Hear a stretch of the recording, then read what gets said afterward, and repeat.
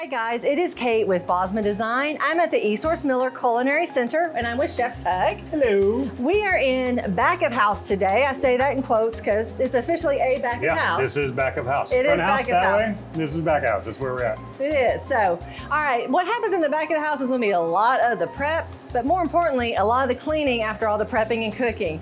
This is a Champion Vortex, and this is the power assisted wash unit.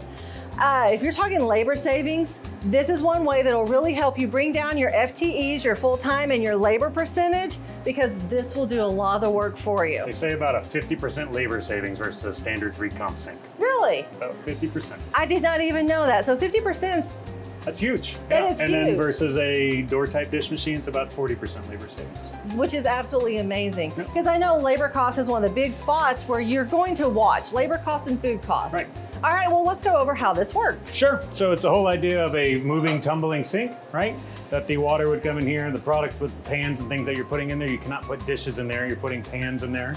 You put it dishes in once is the joke I like to say, because then it's gonna break. Pans in here, you put them in, do their thing, walk away, go do something else for 2 minutes, 5 minutes, whatever it is.